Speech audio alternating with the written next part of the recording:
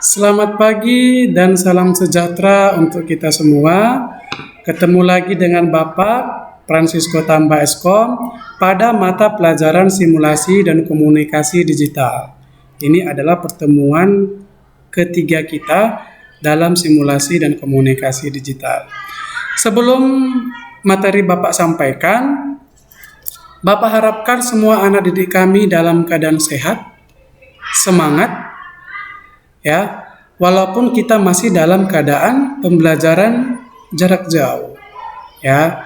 Jadi Bapak harapkan semua menggunakan protokol kesehatan, ya, baik itu di luar maupun di dalam rumah. Ya, jadi Bapak harapkan semuanya stay at home, tetap di rumah. Ya. Sebelum kita mulai materi kita, mari kita bersatu di dalam doa menurut agama dan kepercayaan kita masing-masing. Berdoa dimulai.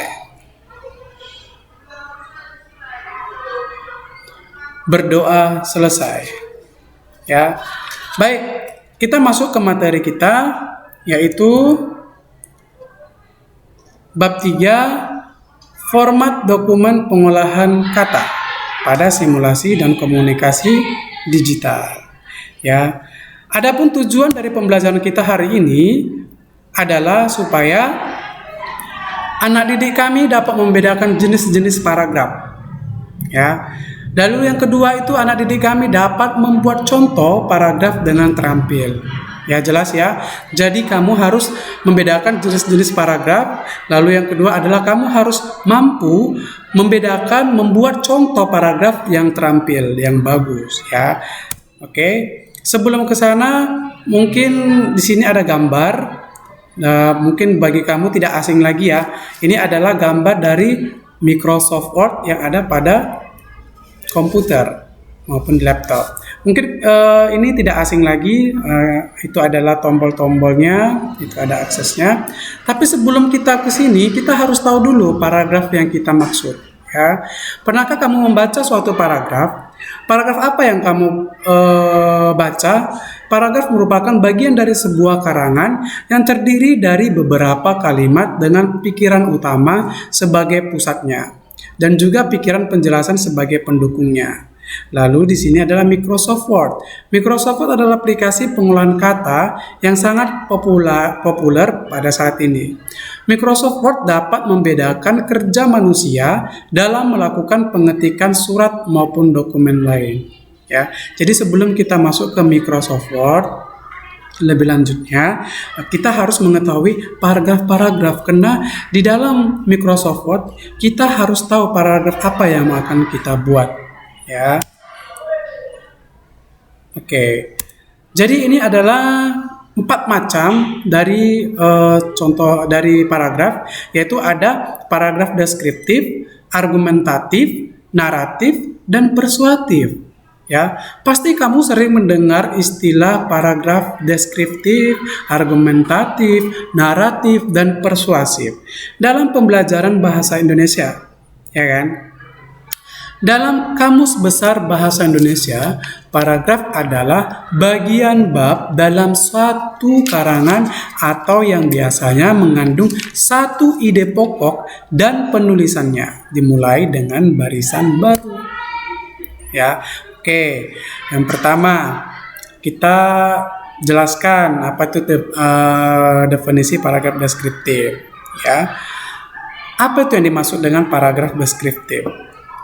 Paragraf deskriptif adalah jenis paragraf yang memuat deskripsi atau penggambaran perincian suatu objek tertentu secara detail.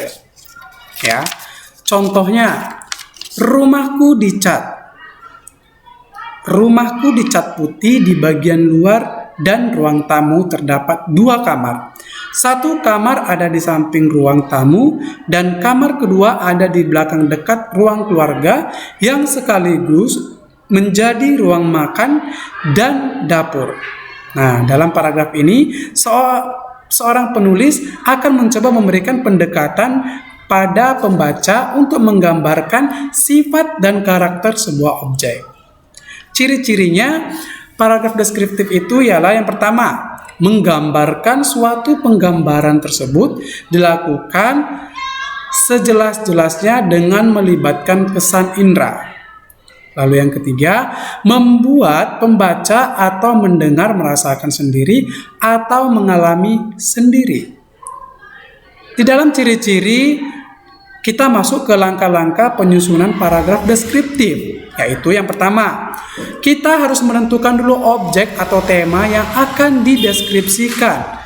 Lalu yang kedua, kita harus menentukan tujuan. Lalu yang ketiga, kita harus mengumpulkan data dengan mengamati objek yang akan dideskripsikan. Lalu yang keempat, kita harus bisa menyusun data tersebut ke dalam urutan yang baik. Menyusun atau bisa dikatakan menyusun kerangka karangan. Lalu yang terakhir, menguraikan kerangka karangan menjadi deskripsi yang sesuai dengan tema yang ditentukan. Nah, ini adalah definisi dari paragraf deskriptif. Lalu yang kedua, kita masuk ke definisi paragraf argumentatif. Ya. Apa yang dimaksud dengan paragraf argumentatif? Paragraf argumentatif adalah paragraf yang isinya berupa pendapat atau yang disertai dengan alasan-alasan, contoh-contoh, dan bukti-bukti yang meyakinkan sehingga pembaca akan benarkan isi paragraf tersebut. Ya, contoh, selokan ini sangat kotor, sampah-sampah berserakan di sana-sini. Nyamuk senang bersarang dan bertelur di sini karena airnya menggenang dan kotor. Oleh sebab itu, kita harus membersihkan selokan ini agar air mengalir lancar dan nyamuk tidak akan bersarang di selokan. Ciri-ciri paragraf argumentatif. Ciri-cirinya adalah yang pertama, berisi pendapat, pandangan, atau keyakinan penulis terhadap suatu permasalahan. Lalu yang kedua, memiliki data-data yang faktual supaya dapat digunakan untuk meyakinkan pembaca. Lalu yang ketiga, menjabarkan suatu permasalahan dengan cara menganalisa. Ya, lalu yang terakhir diakhiri dengan kesimpulan, yaitu berupa pendapat yang lebih luas, bukan merupakan penegasan topik yang utama. Langkah-langkah penyusunan paragraf deskriptif antara lain, yang pertama, menentukan kembali tema dan topik permasalahan yang akan dibahas. Lalu yang kedua, merumuskan tujuan penulis. Lalu yang ketiga, mengumpulkan data atau bahan. Yang keempat, membuat kerangka karangan. Dan yang terakhir, mengembangkan kerangka karangan yang telah dibuat sehingga menjadi karangan. Itu adalah paragraf argumentatif. Kita masuk ke definisi paragraf naratif. Ya, apa yang dimaksud dengan paragraf naratif? Paragraf naratif adalah paragraf yang mengungkapkan suatu kejadian peristiwa atau pengalaman pribadi berdasarkan urutan-urutan kejadian atau peristiwa. Contoh, pagi itu Debbie pergi ke pasar menggunakan sepeda. Sesampainya di pasar, dibelilah sayuran dan buah-buahan seperti yang disuruh ibunya. Setelah semua barang terbeli, ia kembali mengayuh sepeda menuju rumahnya yang hanya berjarak 2 km dari pasar.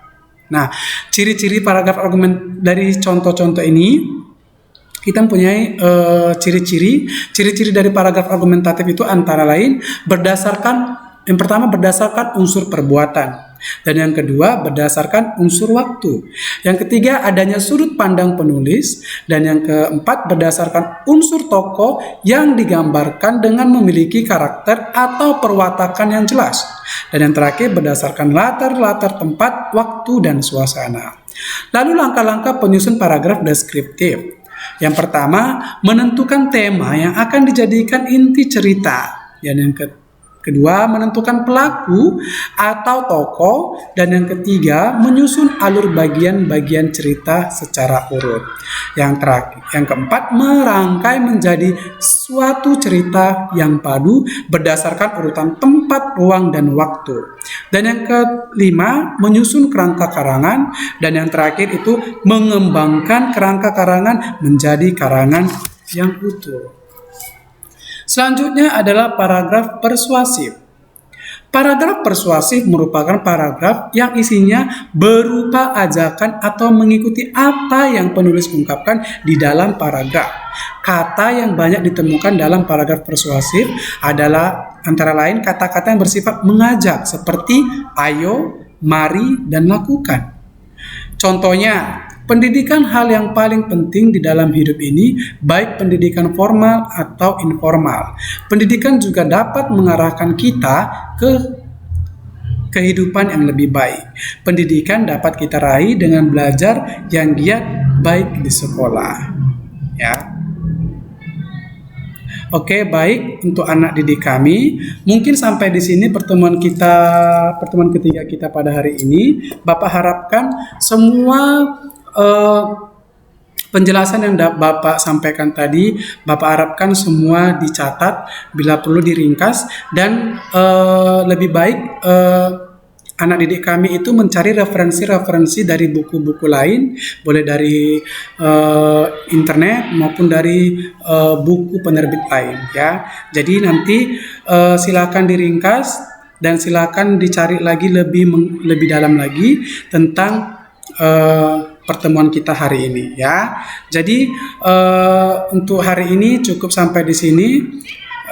Sekian dari Bapak. Sebelum kita tutup, mari kita bersatu di dalam doa menurut agama dan kepercayaan kita masing-masing. Berdoa dimulai. Berdoa selesai. Baik, sekian dari Bapak dan terima kasih.